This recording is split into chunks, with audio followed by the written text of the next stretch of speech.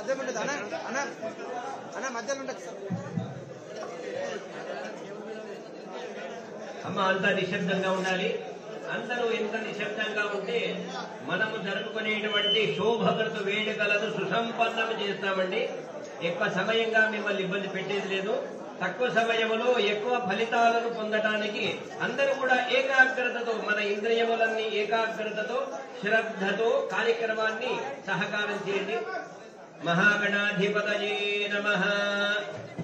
వాగీషాద్యా సుమనదః సర్వార్థానాముపక్రమే యన్నత్వా కృతకృత్యా స్యుః తం నమామి గజాననం.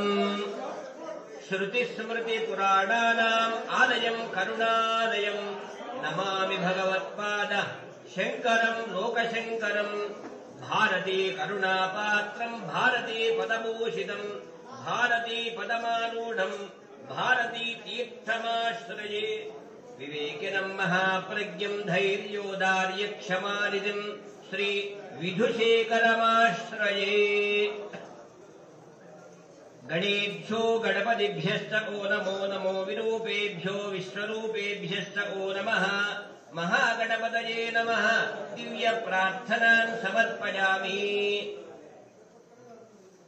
శ్రీ కళ్యాణ గుణావహం రిపుహరం దుస్వప్న దోషావహం గంగా స్నాన విశేష పుణ్యఫలదం గోదాన తుల్యం నృణాం ఆయుర్వృద్ధితముత్తమం శుభకరం సంతాన సంపత్ప్రదం నానాకర్మ సుసాధనం సముచితం పంచాంగమాకర్ణ్యతాం. పరమ పవిత్రమైనటువంటి యుగాది, యుగమునకు ఆది బ్రహ్మదేవుడు సృష్టి క్రమాన్ని ఆరంభం చేసినటువంటి అత్యంత పరమ పవిత్రమైన పర్వదినము.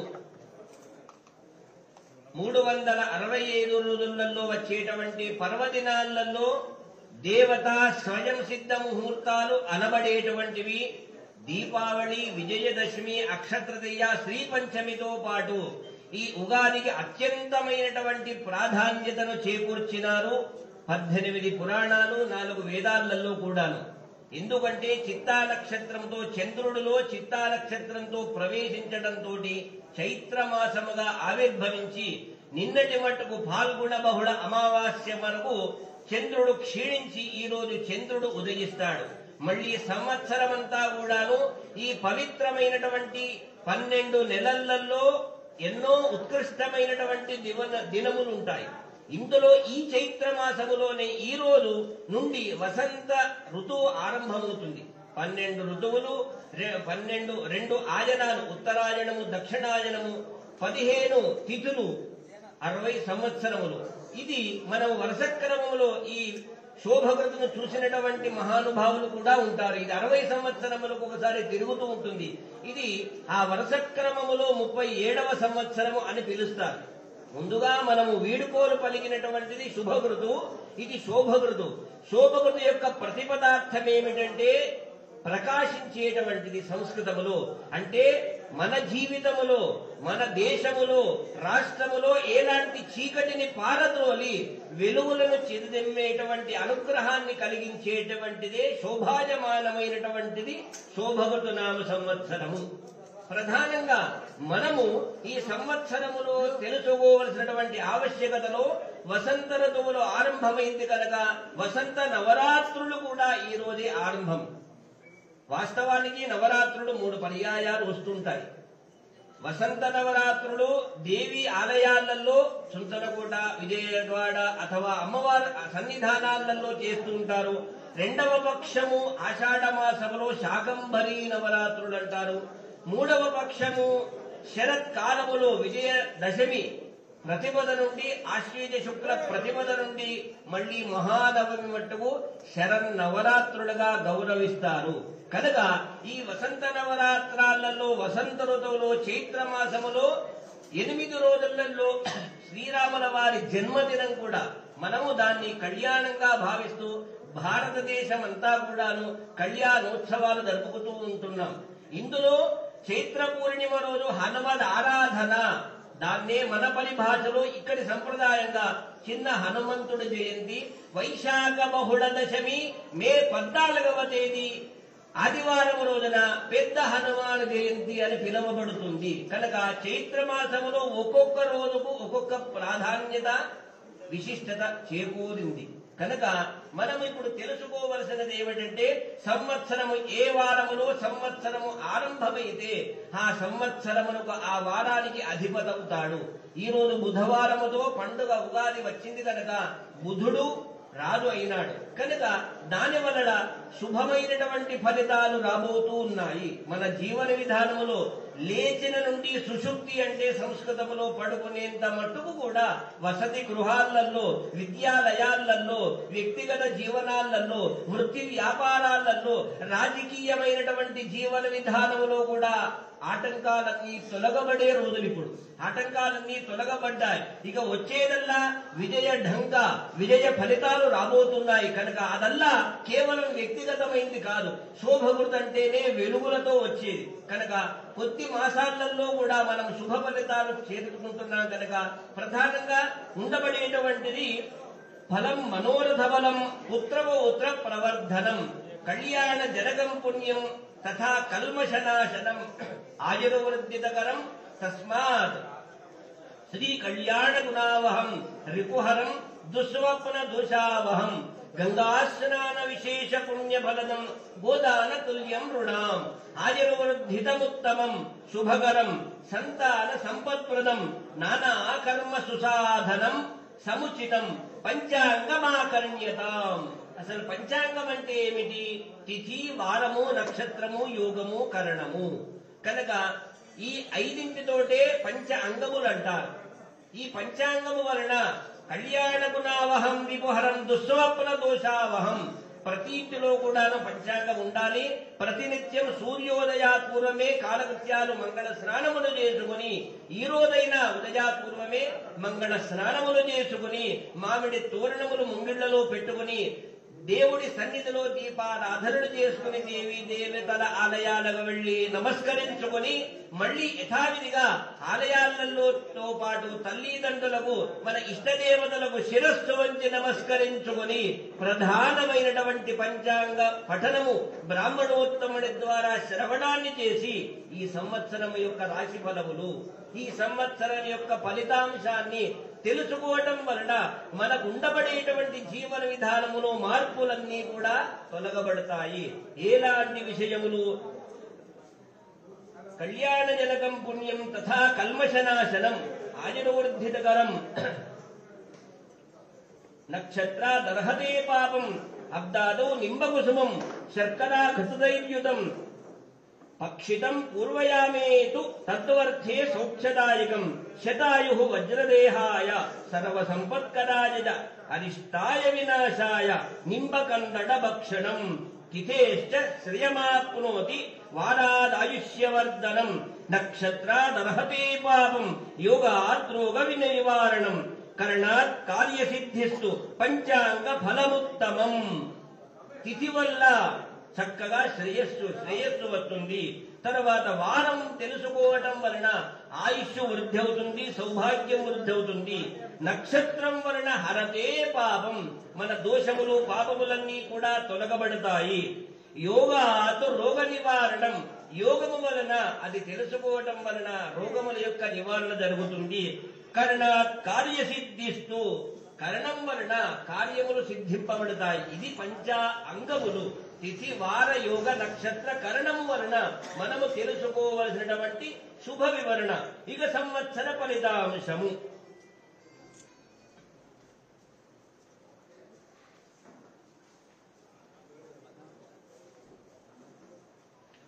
సంవత్సరములకు రాజు బుధుడు కావడంతో శుక్రుడు మంత్రి కావటం, 9 నవనాయకులు ఉంటారు ప్రతి సంవత్సరం. ఈ నవనాయకులలో కూడాను 9 నాయకులలో 8 శుభులైనారు.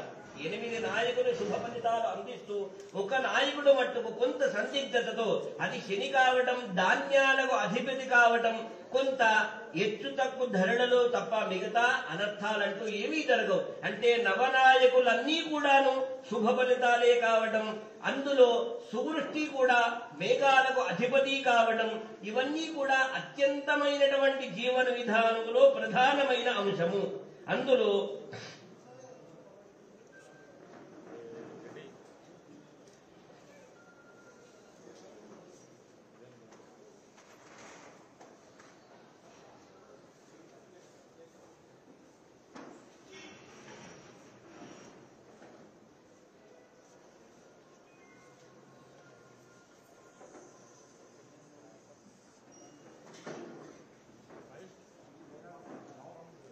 నవనాయకుల ఫలితాంశములు, 9 నాయకుల యొక్క ఫలితాంశములు మనం వినాల్సింది.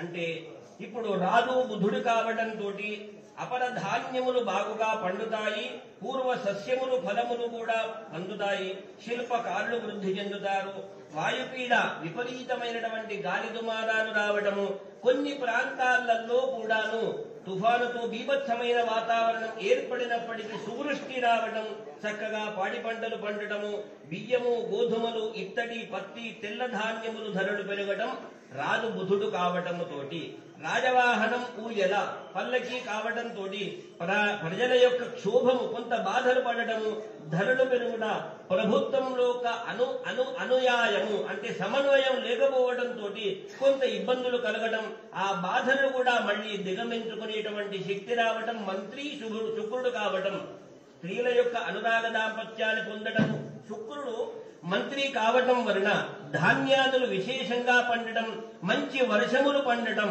చెరువులు పూర్తిగా నిండటం, ఆవులు సమృద్ధిగా క్షీరములను ఇవ్వటం, సేనాధిపతి శుక్రుడు కావటం వలన సువృష్టి సస్యవృద్ధి సుభిక్షము, ధాన్యాదులు న్యాయముకు ధరలు ఉండటం, వస్త్రములు దూది నూలు వ్యాపార వాటలు ధరలు, వెండి బంగారము నూనె ధరలు పెరిగి అనుకూలమైనటువంటి జీవనాలు పొందడం, దుర్మార్గులు మనస్సులలో కూడా సత్కర్మలు చేసేటువంటి సద్భావన కలిగేటువంటి అవకాశము. సస్యాధిపతి చంద్రుడు కావటం వలన జలధాన్యములు మాగాణి మెట్ట పంటలు బాగుగా పండటం, పూర్వ సస్యములు ఫలించడం, చెట్లు చక్కగా ఫలించడం, చింతపండు మామిడి పండు గోధుమ చెరకు తమలపాకులు మొదలగు ధరలు సరసముగా ఉండటం, ధాన్యాలకు అధిపతి శని మినుములు నువ్వులు అవిసెలు కృష్ణకాటకలు మొదలగు నల్ల ధాన్యములు నల్లావాలు నల్ల భూమి బాగా ఫలించటం, అర్ఘాధిపతి గురు కావటం, సువృష్టి ధనధాన్య వృద్ధి, బ్రాహ్మణుల ద్వారా లోక కళ్యాణార్థం యజ్ఞయాగాదులు జరుగుతూనే ఉండటం, ప్రధానంగా ఆలయాలు ప్రతిష్టలు కావటం, పెద్ద పెద్ద అటువంటి ఆలయాలు కూడా కలగటం. ఈ సంవత్సరములో మనము శుభ వార్తలు తెలుసుకునేటువంటి అయోధ్యాపురములో చక్కగా రాముల వారి జన్మస్థానము సుందరమైనటువంటి సుదృఢమైనటువంటి ఆలయాన్ని కూడా చూసేటువంటి అవకాశం కలగటం. ఎందుకంటే ఈ సంవత్సరములో ఆలయ ప్రతిష్టలు యజ్ఞయాగాది క్రతువులకు హేతువైనటువంటి చక్కటి మార్గదర్శకము. మేఘాధిపతి గురువు కావటం, పంటలు అధికముగా పండటం వలన ధరలు తగ్గటం, కొన్ని చోట్ల కొన్ని ప్రాంతాలకు అనుకూలంగా పెరగటం, ప్రజలు కొంత అనారోగ్య బాధలు పడుతూ మళ్లీ దానికి ప్రత్యామ్నాయమైనటువంటి దేవీ దేవతల సన్నిధికి వెళ్లి ప్రాయశ్చిత్త కర్మలు చేసుకుని మంత్ర జప అనుష్ఠానములు, శివుడికి సంబంధించిన అభిషేకార్చనలు, కేశవుడు విష్ణు సంబంధమైన వ్రతములు చేయడం వలన ఆ రోగముల నుండి వాళ్ళు నివారణ పొందటము. ఇక రసాధిపతి బుధుడు కావటం వలన జాతి ఫల కర్పూరం గగ్గులు బెల్లము వృద్ధి చెందడం, మిరియాలు ఇంగువ ఉల్లిపాయలు నెయ్యి నూనె చెరుకు పంచదార వస్తువులకు ధరలు పెరిగే ఉన్నాయి, ఇంకా పెరిగే అవకాశాలున్నాయి. వేరు శనగపప్పు కొబ్బరికాయలు ఆముదాలు నువ్వులు మొదలగు నూనె గింజలు ధరలు ఎక్కువగా పెరగటం. ఎవరు? రసాధిపతి బుధుడు కావటంతో. ఇక నీరసాధిపతి చంద్రుడు కావడం వలన ముత్యములు రత్నములు బంగారము వెండి కంచులోహములు వస్త్రములు అలంకార వస్తువులు ఉత్పత్తి అధికము కావటం వలన కొంత సమయం వ్యవధి తర్వాత ధరలు తగ్గి మళ్లీ ఎత్తు తగ్గులు పెరగటం. పశుపాలకుడు బలరాముడు కావడం, దేశమంతా కూడా సస్యానుకూలంగా వర్షములు కలిగి పంటలు చక్కగా పండి మధ్య దేశమునందు విశేషముగా సుభిక్షముగా ఉండి గోవులు సంరక్షింపబడడం, పాడి పంటల సమృద్ధి కలగటం. స్థాన సంరక్షకుడు శ్రీకృష్ణ పరమాత్మ గోజాతి చక్కగా పాలివ్వడము, పాడి పంటలు సమృద్ధిగా పండి సమస్త ప్రాణకోటి రోగవర్జితులే సుఖింతుడు, ధరుడు సరసముగా ఉంటాయి. ఈ విధమైనటువంటి జీవన విధానములో నవనాయకుల ఫలితములను వినటం, మనము ఆ యొక్క నవనాయకుల అనుగ్రహాన్ని పొందిన వాళ్ళమైనాం. ఇక ప్రధానంగా మనము 365 రోజులలో మాసమాస ఫలితాలు వేరే ఉంటాయి. ఇప్పుడు 12 నెలలలో ఆదాయ వ్యయములు 12 రాసులు. మేషరాశి వాళ్లకు 5 వంతుల ఆదాయము, 5 వంతుల ఖర్చు. మేషరాశి వాళ్లకు 5 వంతుల ఆదాయము, 5 వంతుల ఖర్చు. వృషభ రాశి వాళ్లకు 14 వంతుల ఆదాయం వస్తే 11 వంతుల ఖర్చు. వృషభ రాశి వాళ్లకు 14 వంతుల ఆదాయము, 11 వంతుల ఖర్చు. మిథున రాశి వాళ్లకు 2 వంతుల ఆదాయము, 11 వంతుల ఖర్చు. మిథున రాశి వాళ్లకు 2 వంతుల ఆదాయం వస్తే 11 వంతుల వ్యయము ఖర్చు. ఇక కర్కాటక రాశి వాళ్లకు 11 వంతుల ఆదాయము, 8 వంతుల ఖర్చు. కర్కాటక రాశి వారికి 11 వంతుల ఆదాయము, 8 వంతుల ఖర్చు. సింహ రాశి వాళ్లకు 14 వంతుల ఆదాయం ఆర్జిస్తే కేవలం 2 వంతుల ఖర్చు. అదృష్టవంతులు సింహరాశి వాళ్ళు ప్రపంచవ్యాప్తముగా వాళ్ళు ఎప్పుడూ కూడా సుసంపన్నులే, సామ్రాజ్యాధిపతులే. సింహరాశి వాళ్లకు 14 వంతుల ఆదాయం వస్తే 2 వంతుల ఖర్చు. ఇక కన్యా రాశి వాళ్లకు 2 వంతుల ఆదాయం, 11 వంతుల ఖర్చు. నేను మీ అందరి రిక్వెస్ట్ తో, మా సంజయ్ది హస్తా నక్షత్రం, కన్యా రాశి 2 వంతుల ఆదాయం, 11 వంతుల ఖర్చు. ఎప్పుడు కూడా నలుగురు బాగుండాలి, అందరూ బాగుండాలి, అందులో మనం ఉండాలి అనేటువంటి వారి సంకల్పం కనుక వారి ద్రవ్య విషయములో ఆదాయము 2 వంతులు, 11 వంతుల వ్యయము ఖర్చు. తులా రాశి వాళ్లకు 14 వంతుల ఆదాయము, 11 వంతుల ఖర్చు. తులా రాశి వాళ్లకు 14 వంతుల ఆదాయము, 11 వంతుల వ్యయం ఖర్చు. వృశ్చిక రాశి వారికి 5 వంతుల ఆదాయము, 5 వంతుల ఖర్చు సమానం. ధనుస్సు రాశి వాళ్లకు 8 వంతుల ఆదాయము, 11 వంతుల ఖర్చు. ధనుస్సు రాశి వాళ్లకు 8 వంతుల ఆదాయము, 11 వంతుల ఖర్చు. మకర రాశి వాళ్లకు 11 వంతుల ఆదాయము, 5 వంతుల ఖర్చు వ్యయం. మకర రాశి వాళ్లకు 11 వంతుల ఆదాయము, 5 వంతుల ఖర్చు. కుంభరాశి వాళ్లకు 11 వంతుల ఆదాయము, 5 వంతుల ఖర్చు సమానమన్నమాట. మీనరాశి వాళ్లకు 8 వంతుల ఆదాయము, 11 వంతుల వ్యయము ఖర్చు. మీనరాశి వాళ్లకు 8 వంతుల ఆదాయము, 11 వంతుల ఖర్చు. ఇక ఆదాయ వ్యయము ఖర్చులు రాబడి తెలుసుకున్నాం. ఇక రాజపూజ్యత, రాజావమానములు, గౌరవము, అగౌరవం. మేషరాశి వాళ్ళు 3 వంతులు గౌరవాన్ని పొందితే 1 వంతు అగౌరవాన్ని పొందుతారు. మేషరాశి వాళ్ళు 3 వంతుల గౌరవం, 1 వంతు అగౌరవం, రాజావమానం. వృషభ రాశి వాళ్ళు 6 వంతుల రాజపూజ్యము, 1 వంతు అగౌరవం. మిథున రాశి వాళ్లకు 2 వంతుల గౌరవం, 4 వంతుల అగౌరవం, రాజావమానం. కర్కాటక రాశి వాళ్లకు 5 వంతుల గౌరవం, 4 వంతుల అగౌరవం. సింహ రాశి వాళ్లకు 1 వంతే గౌరవం, 7 వంతుల అగౌరవం. సింహ రాశి వాళ్లకు 1 వంతు గౌరవం, 7 వంతుల రాజావమానం, అగౌరవం. కన్యా రాశి వాళ్లకు 4 వంతుల గౌరవం, 7 వంతుల అగౌరవం. సత్యం వద ధర్మం చర అని పురాణాలు చెప్పినాయి. ఎప్పుడూ సత్యంగా ఉన్న వాళ్లకు గౌరవ అగౌరవాల పైన ఉండదన్నమాట. ధర్మ ఆచరణ చేయాలి. అందుకే వాక్యములు 18 పురాణాల్లో సత్యం వద అంటే సంస్కృతంలో సత్యాన్ని పలకాలి. ధర్మం చర, ధర్మాన్ని ఆచరిస్తే మనకు ఎప్పుడూ కూడా భగవానుడు, దేవీ దేవతలు మన వెన్నంటి ఉంటారు. తులా రాశి వాళ్లకు 7 వంతుల గౌరవం, 7 వంతుల అగౌరవం. వృశ్చిక రాశి వాళ్లకు 3 వంతుల గౌరవం, 3 వంతుల అగౌరవం. ధనుస్సు రాశి వాళ్లకు 6 వంతుల గౌరవం, 3 వంతుల అగౌరవం. మకర రాశి వాళ్లకు 3 వంతుల గౌరవం, 1 వంతు అగౌరవం. కుంభరాశి వాళ్లకు 5 వంతుల గౌరవం, 6 వంతుల అగౌరవం. మీన రాశి వాళ్లకు ఒక వంతే గౌరవం, 2 వంతుల అగౌరవం, రాజావమానం. ఇక ప్రధానంగా ప్రతి సంవత్సరము మూఢములు, మంచి రోజులు, పుష్కరాలు, వాస్తుకర్తని కూడా మనకు ప్రధానమైనవి. నిత్య జీవన విధానములో వైశాఖ శుక్ల పూర్ణిమ 5 మే 2023 శుక్రవారం నుండి మే 25 వరకు జ్యేష్ఠ శుక్ల షష్ఠి వరకు వాస్తుకర్తరి. అంటే వాస్తుకర్తరి ఉండటం ఆ సమయములో కర్ర పనులు కానీ, కడప ద్వారాలు పెట్టుకోవడము, కాలి మట్టిలు, కేశఖండనాలు ఆ బ్రాహ్మణోత్తముడి ద్వారా ఈ వాస్తుకర్తలలో చేయకూడనివి, ఆ నియమాలు కూడా తెలుసుకోవలసింది. ఇక గురుమూఢమి ఎప్పుడు కానీ మనకు రేపు 30వ తేదీన రాముల వారి కళ్యాణం ప్రపంచవ్యాప్తంగా జరిగే సుదినము. ఆ రామ కళ్యాణానంతరం మానవ కళ్యాణాన్ని చేసుకోవడం మనకు సంప్రదాయం. కానీ ఈ రోజున ఆ రామనవమి తెల్లవారే మూఢము రాబోతుంది. మళ్ళీ ఏప్రిల్ 27వ తారీఖు వరకు కూడా, అంటే ఈ రోజు నుండి 29 వరకు కన్యా నిశ్చయాలు, వరపూజలు, లగ్నపత్రాలు పెట్టుకుని మళ్ళీ మే 1వ తేదీ నుంచి జూన్ 14వ తేదీ వరకు అన్నీ మంచి రోజులే. ఒక 30 రోజుల విరామం ఇచ్చినారు కనుక ఆ ఏప్రిల్లో మూఢాలున్నాయి.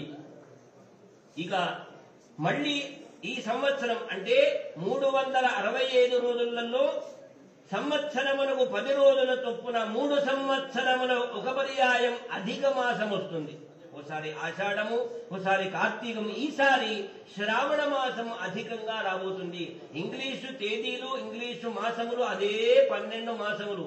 కానీ తిథుల యొక్క సవరణను బట్టి ఆ నెల వస్తుంది. కానీ అవే జనవరి టు డిసెంబర్ ఉంటుంది. మనది అదనంగా ఉంటుంది. దాంట్లో ఆశ్చర్యం పడాల్సింది లేదు. అధిక మాసములో దానాదులు, గంగా గోదావరి స్నానాదులు చేయటం, కేవలం భగవత్ ఆరాధన చేయడం. మళ్ళీ శ్రావణ మాసం నిజ శ్రావణములో మళ్ళీ యథావిధిగా శుభకార్యములు, దేవతా సంబంధమైనటువంటి వ్రతములు, దర్శనాలు చేసుకోవటం. ఇక ముఖ్యంగా రేపు రాబోతున్నటువంటి ప్రతి సంవత్సరం ఒక నదికి పుష్కరాలు వస్తాయి. 12 రాశులు, 12 నదులలో పుష్కరింపజేస్తారు. ఆ రాశిలోకి సూర్యుడు ప్రవేశిస్తాడు.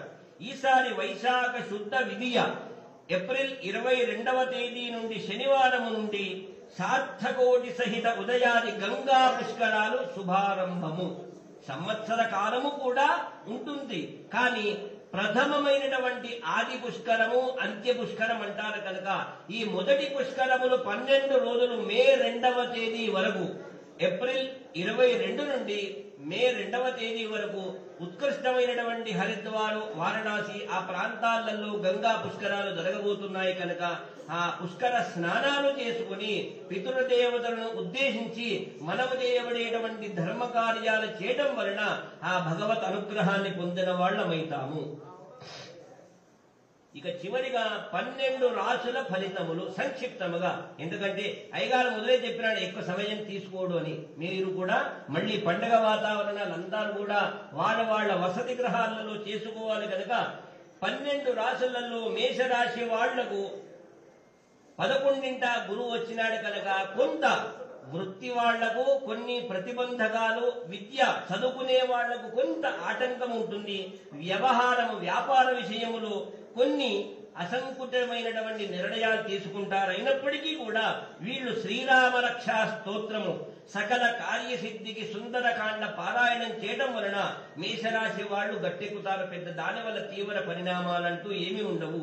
ఇక వృషభ రాశి వాళ్లకు 11ంట నుండి 12ంట గురువు బృహస్పతి చేరబోతున్నాడు.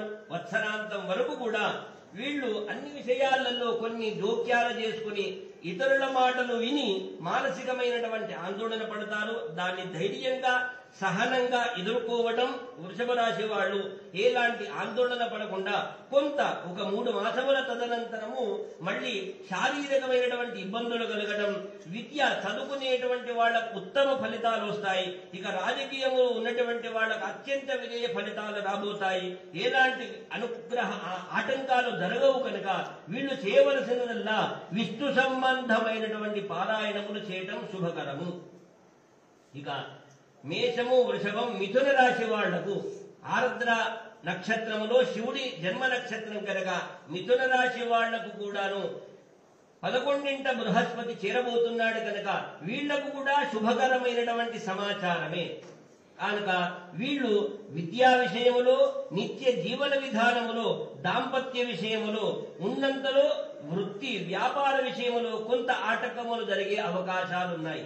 వాళ్ళు అధిగమించడానికి సరస్వతి ఉపాసన, సరస్వతి సంబంధించినటువంటి హవనములు, సరస్వతి పారాయణులు, చండీ పారాయణములు చేసుకోవటం వలన ఆ యొక్క అమ్మవారి అనుగ్రహాన్ని పొందిన వారైతారు.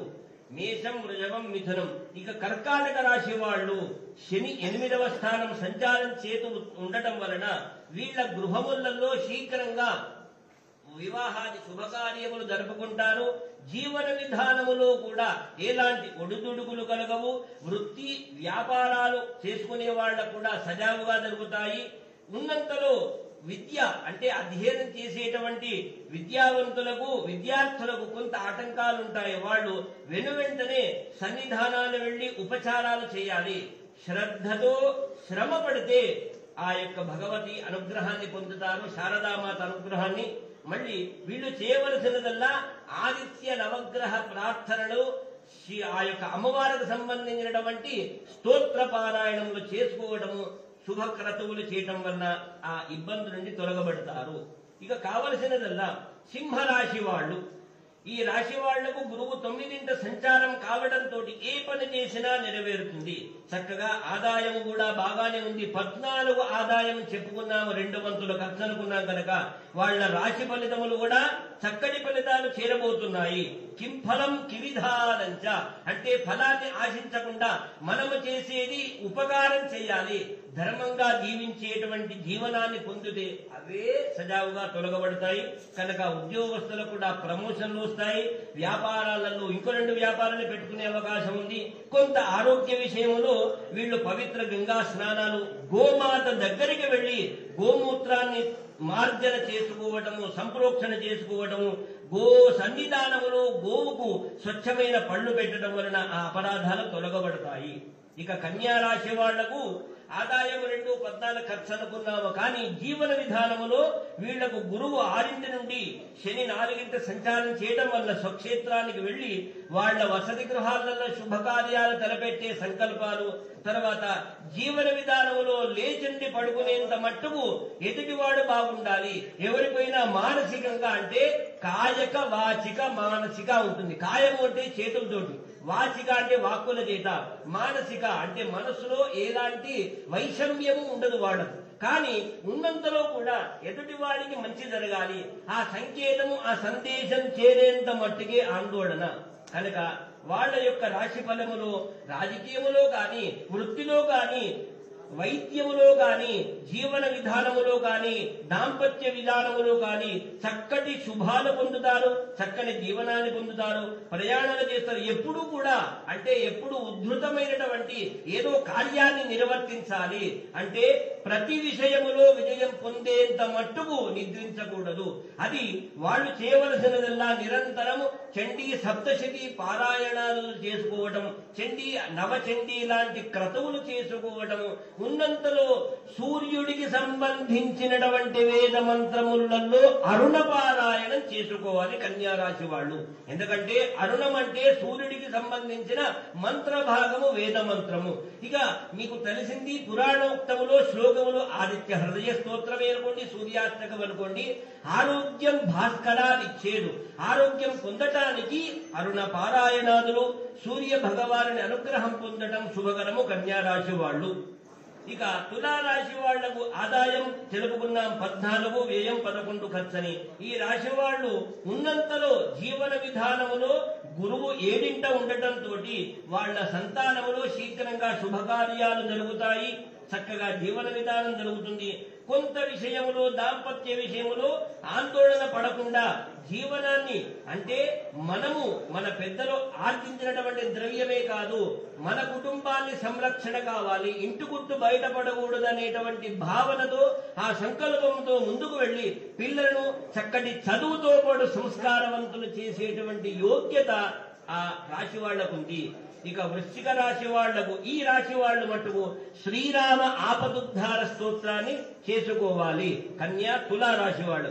ఇక వృశ్చిక రాశి వాళ్ళు సంవత్సరాంతము గురువు బృహస్పతి ఆరింటా ఉండటం, 4 శని సంచారం వలన ఇంటి యందు సత్కర్మలు, యజ్ఞయాగాది క్రతువులు, ధార్మికమైనటువంటి సత్కర్మలతో పాటు వ్రతములాచరించడం, పుణ్యక్షేత్ర సందర్శనలు చేయడం, గంగా గోదావరి స్నానాదులు చేయడం, అధ్యాగత స్వయం విష్ణు, ఇంటికి వచ్చిన వాళ్లకు భోజనం పెట్టాలి అనేటువంటి భావన. ఎప్పుడూ కూడా అన్న సమారాధనలు చేస్తూ ఉంటారు. కానీ వీళ్లలో ద్రవ్యము సిద్ధం చేసుకునేటువంటి వ్యవస్థ లేదు. ఎందుకంటే ఆదాయము 5, ఖర్చు 5 ఉంది కనుక కేవలం ఎదుటివాడు బాగుండాలి, ఎదుటివాడు భోజనం చేయాలి అనేటువంటి సంకల్పం కలవాళ్లు కనుక ఆ నిర్ణయాన్ని వీళ్ళు చేయవలసిందల్లా నవగ్రహ స్తోత్రం. ఎవరు? వృశ్చిక రాశి వాళ్ళు నవగ్రహ స్తోత్రము, శివుడికి సంబంధించిన రుద్రాభిషేకములు కానీ రుద్ర పారాయణాన్ని జరుపుకోవటం శుభకరము. ఇక ధనుస్సు రాశి వాళ్ళు, ఈ రాశి వాళ్లకు గురువు 5వ, శని 3వ స్థానం ఉండటంతో సంచారముతో అంతా శుభయోగమే. తలచిన కార్యాలు నెరవేరుతాయి. చక్కటి సంతోషాన్ని పొంది ఆనందకరమైనటువంటి జీవనాన్ని అనుభవిస్తూ ఉంటారు. జీవన విధానములు ఆదాయ వ్యయాలు సహజం, సామాన్యం. కానీ ఉన్నంతలో సత్ఫలితాలు పొందుతారు. వృత్తి, విద్య, వ్యాపారము, ఆనందకరమైనటువంటి దాంపత్య జీవనాన్ని పొందుతారు. కానీ ఎదుటి వాళ్లకు ఉపకారం చేయాలనేటువంటి సంకల్పం ఉండదు. అది అలవర్చుకోవాలి. కానీ పుణ్యక్షేత్ర దర్శన, తీర్థయాత్రలు చేస్తారు. దేవీ దేవతల మొక్కులు తీర్చుకుని యజ్ఞయాగాది క్రతువులు చేస్తారు. వీళ్ళు విష్ణు సంబంధమైన వ్రతములను చేయటం శుభకరము. ఇక మకర రాశి వాళ్ళు, ఈ రాశి వాళ్లకు శని 4వ గురువు వాళ్ళ సంచారం చేయడంతో శుభకార్యములు, విందు వినోదములతో పాటు దాన ధర్మములు చేయట, యజ్ఞయాగాది క్రతువులు చేయట, విద్య అంటే విద్యార్థులకు, ఈ రాశి వాళ్ళు ఎవరైనా విద్యా దశలో ఉంటే మకర రాశి వాళ్లకు కొంత ఒడిదుడుకులు వచ్చే అవకాశం ఉంది. చాలా కష్టపడి కృషి చేస్తే సత్ఫలితాలు పొందుతారు. జీవన విధానములో ఉండబడేటువంటి ఉద్యోగస్తులకు చక్కటి ప్రమోషన్ అంటే ఉన్నత స్థాయికి వెళ్తారు. ఇక ఆరోగ్యవంతమైనటువంటి జీవనాన్ని పొందుతారు. రాజకీయంలో కూడా ఉత్తమ విజయ ఫలితాలు పొందుతారు మకర రాశి వాళ్ళు.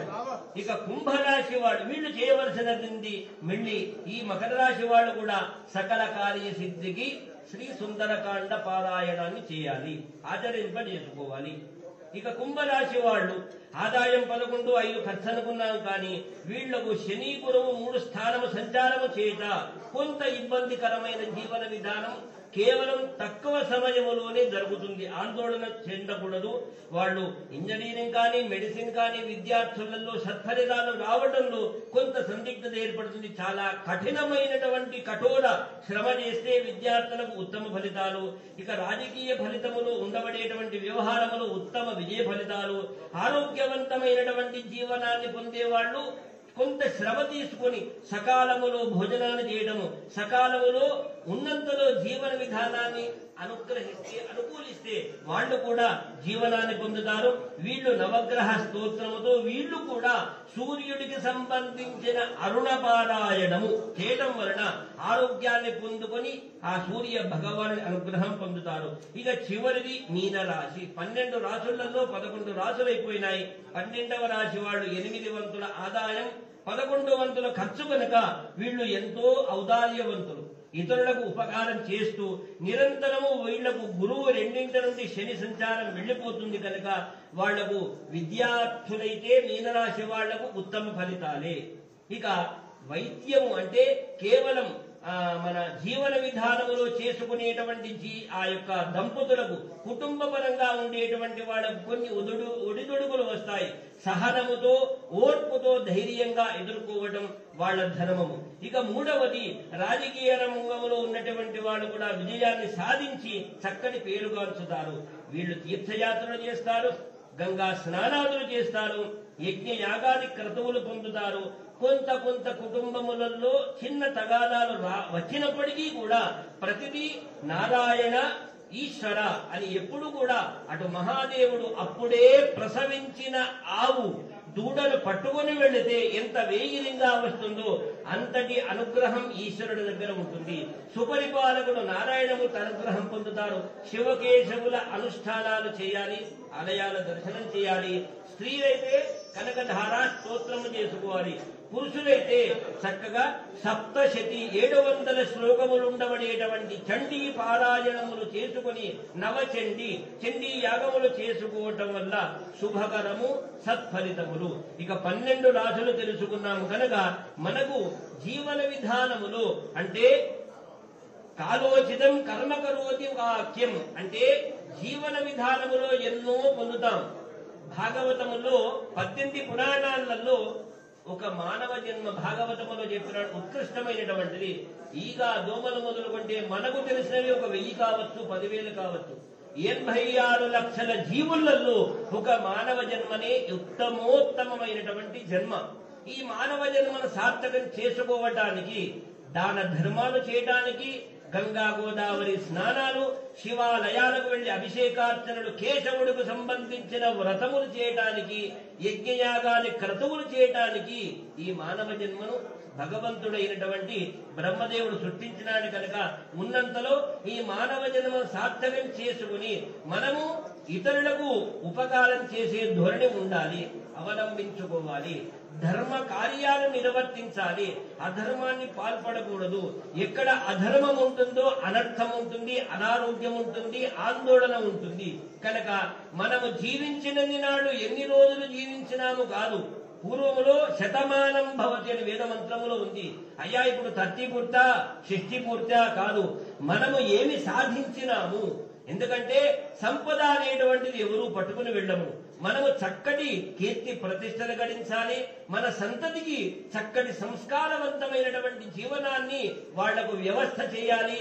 మనకు ఈ శోభకృతు అనేటువంటి పదములోనే వెలుగులతో ప్రకాశవంతమైనటువంటి అర్థం ఇమిడి ఉన్నది కనుక శోభాయమైనటువంటి వెలుగులతో మన గృహాలలో, వసతి గృహాలలో ఆ వెలుగులను ప్రసారింప చేయమని ఆ దేవీ దేవతలను ప్రార్థిస్తూ ప్రతి ఒక్క వసతి గృహములో దేశమంతా కూడాను ఇప్పుడు శోభకృతనామ సంవత్సరములో రాజు బుధుడు కావడంతో భారతదేశము అన్ని రంగాలలో అభివృద్ధి చెందే అవకాశం ఉంది.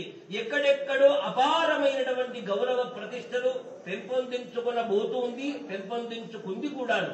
కనుక ఇంకా మన భారతదేశము ఇటు రాష్ట్రము ఇటు దేశమంతా కూడా సుభిక్షంగా ఉండేటువంటి సత్ఫలితాలు మనం తెలుసుకున్నాం.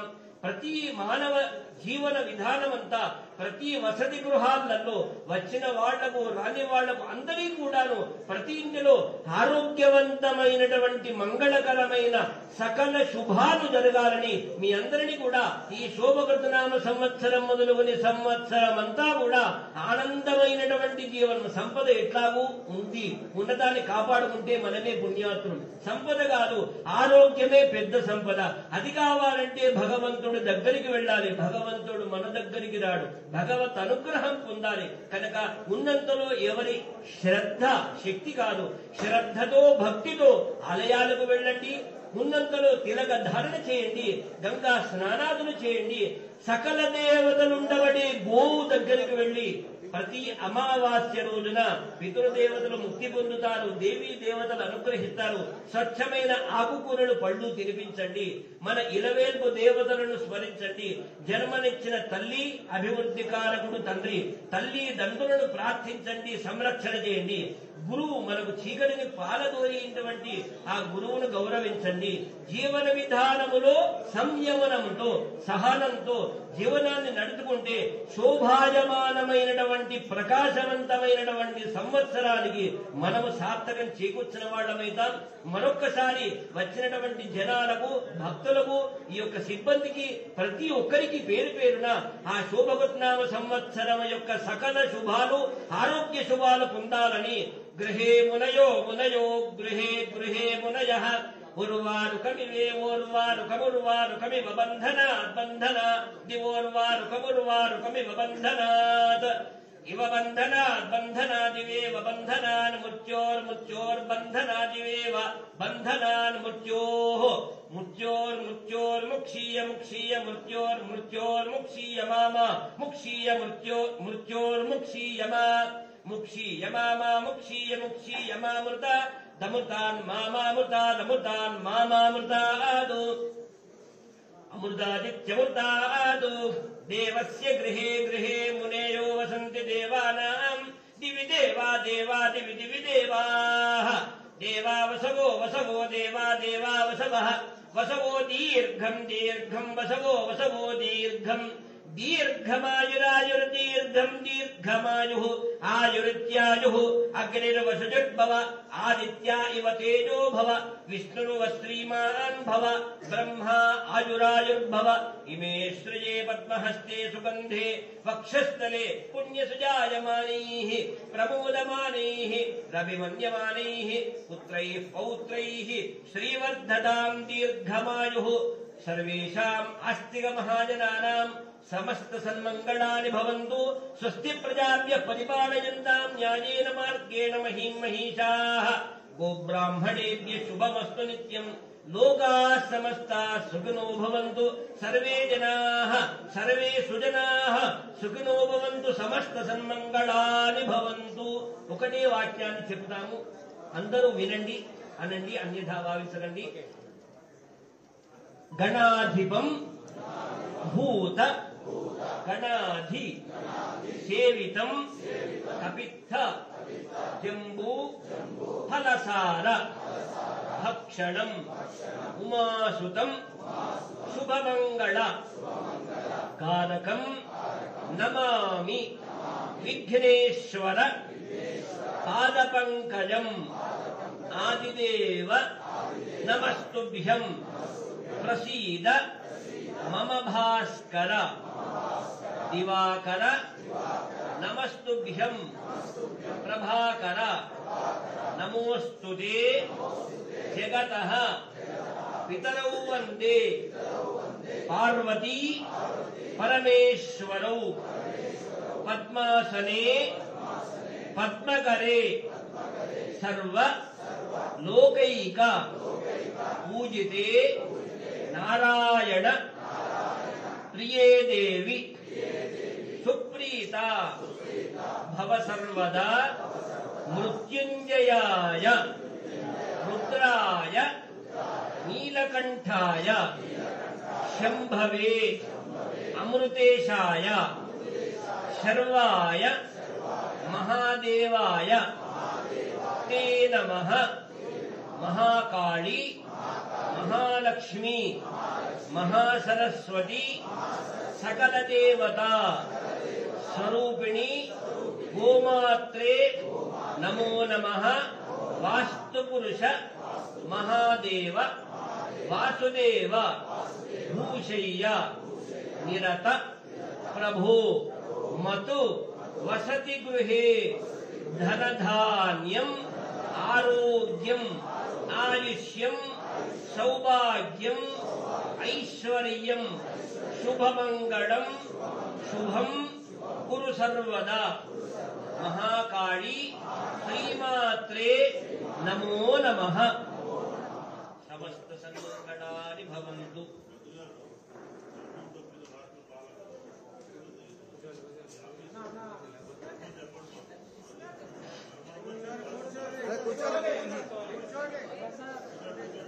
ధర్మాన్ని మనం ఎప్పుడైనా మొదలై తెలుపుకున్నాం. పురాణ వాక్యము సత్యం వద ధర్మం చర. ఎక్కడైతే సత్యం ఉంటుందో మన జీవనము సక్సెస్. ఆంగ్లములో సత్ఫలితములు, తెలుగులో విజయ ఫలితాలు ఎట్లయితే తెలుసుకున్నాము. ధర్మం చర, ధర్మాన్ని ఆచరిస్తే మనకు భగవంతుడు భగవానుడు దేవీ దేవతలు అనుగ్రహిస్తారు. ధర్మము ఎప్పుడైతే ఉల్లంఘన జరుగుతుందో, అధర్మము ఎప్పుడైతే పైకి పెరుగుతుందో, అంటే మనకు ఇష్టము లేని ఆ యొక్క వృక్షము ఎంత ఇబ్బందికరంగా ఉండి అప్పుడు ఆ చెట్టును తీసేయాలి అనుకుంటాము. ఆ వృక్షాన్ని ఏ రకంగా తీయాలనుకుంటాము. అధర్మం అనేటువంటిది ఉన్నన్ని నాళ్లు మన జీవనము సక్రమంగా జరగదు. ధర్మం కావాలి అంటే ధర్మ పరిపాలకుడు శ్రీ రామచంద్రమూర్తి, ఆ యొక్క జగత్ కళ్యాణమూర్తి నారాయణుడు కనుక సుపరిపాలకుడు, వారి అనుగ్రహంతో ధర్మ పరిపాలన రావాలి, ధర్మాన్ని మనం పొందాలి అనేటువంటిది ఆ యొక్క రాజా రామచంద్ర భగవానికి. శ్రీరామ రామ రామేతి రమే రామే మనోరమే సహస్రనామ తత్తుల్యం రామనామ వరాననే. రామాయణమంతా పారాయణం చేసిన భాగ్యం నీకు కలుగుతుంది కనుక ఈ రోజు రాముల వారి కలశ స్థాపన నవరాత్రి. కొద్ది రోజులలో 30వ తేదీ గురువారం రామ నవమి. ఆ సీతారామచంద్రుల అనుగ్రహంతో రామ జీవనాన్ని, రామ అనుగ్రహాన్ని, ఆ సీతారామచంద్రుల అనుగ్రహముతో విజయ ఫలాలు మన గృహాలలో, మన రాష్ట్రములో, మన దేశములో అనుభవించాలని ఆ దేవీ దేవతలకు అప్లికేషన్, అట్లా అప్లికేషన్ పెట్టుకుంటాం. మన పరిభాషలో అప్లికేషన్ అంటామే. ఆ భగవంతులకు దేవీ దేవతలకు విన్నపాన్ని అభ్యర్థన చేస్తూ అందరికీ సమస్త సన్మంగళాని భవంతు తదాస్తు అండి.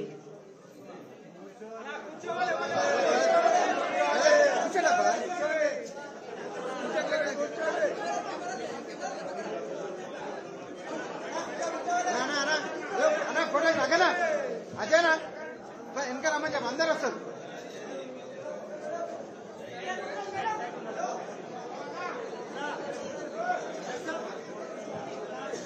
హలో బ్రదర్, హలో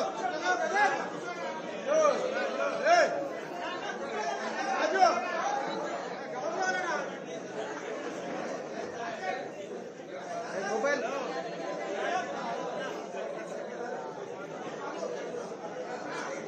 ఫోన్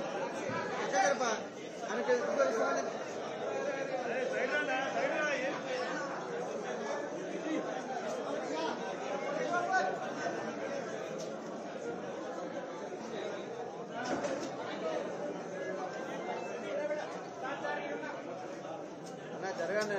ఏ సెల్ ఫోన్, ఏ బాబు, ఏ సెల్ ఫోన్ పక్క ఫోటోగ్రాఫర్ సెల్ ఫోన్, అలా సెల్ ఫోన్ సెల్ ఫోన్ ఏ సెల్ ఫోన్,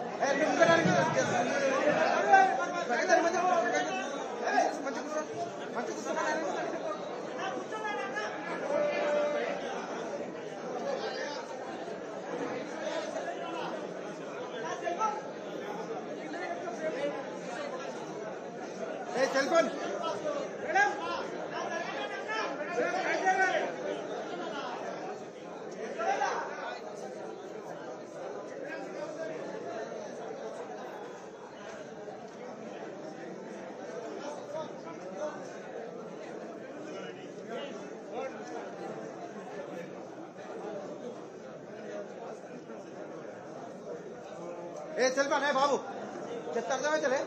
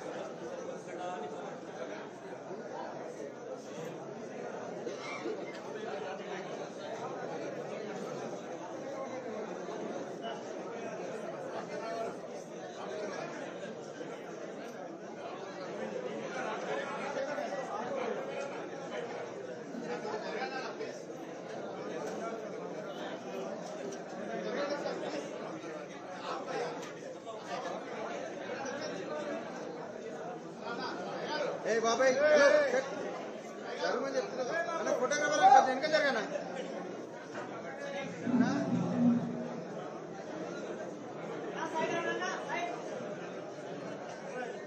ఏ బాబాలు ఏ చెట్టు పక్క వెనక జరుగు జరుగు జరుగు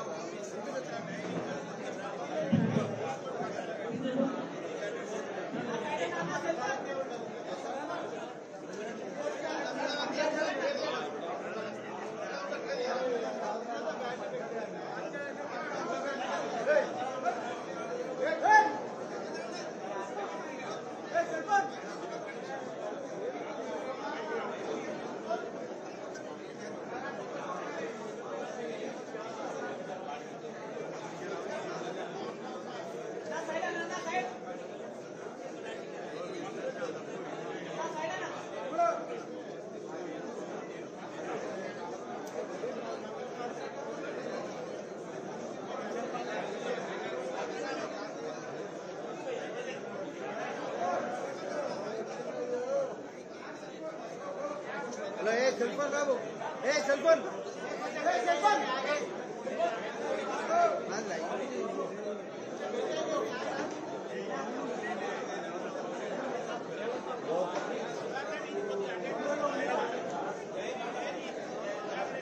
అలా కొంచెం సైడ్ జరుగు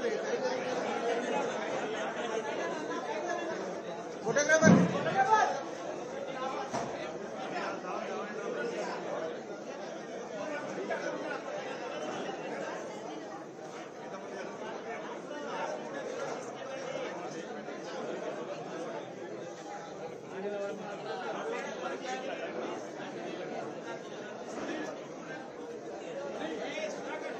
అదే రాజధాని కొంచెం జరగపా సతారా సతారా జరపాలి జరప అందరు జరప